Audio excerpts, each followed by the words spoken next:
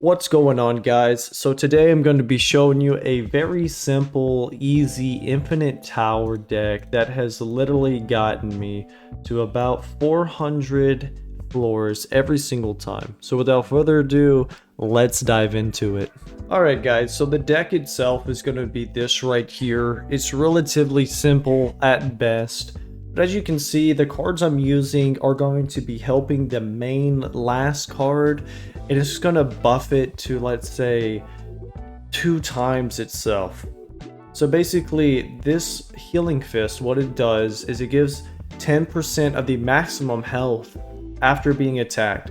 So that means every time a card is attacked, it's going to heal 10%. And this is stackable. So as you see, here's another 10%, and you can even go as far as to put another one right here.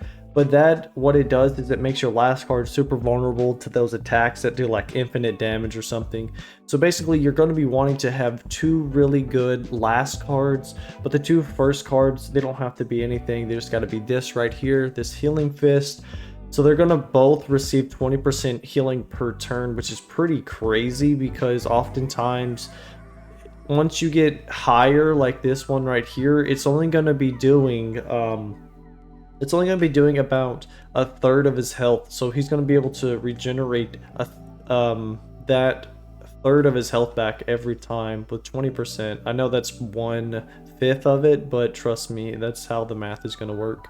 Then the other thing you're going to be wanting to use is this Galaxy Impact. The reason for this is it's going to buff and support 10% of every card that has this. So it's going to be buffing this by 40%.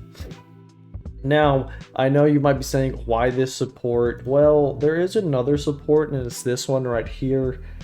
But I just personally don't like it because this 15% goes off of this right here. It actually goes off of this. You're getting 15% of 300, so to speak. So let's say that's like 30 for simplicity.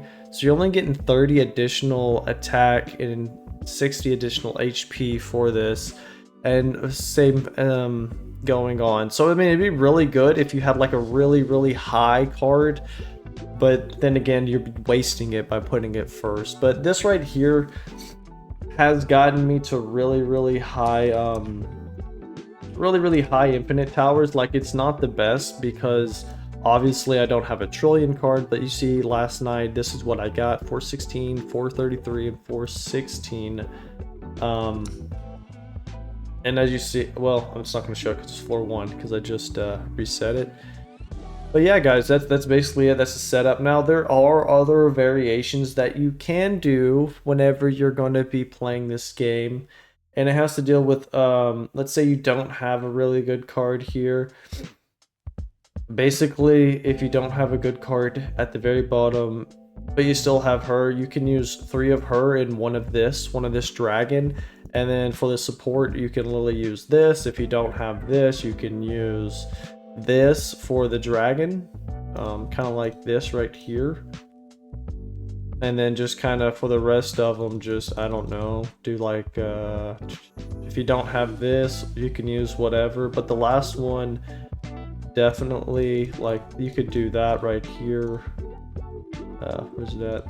But basically, only thing you're going to be doing in many of these things is buffing your last one until you do have ones that are in the, you know, in the billions. Or I mean, even at 400 million, it's really not doing a lot.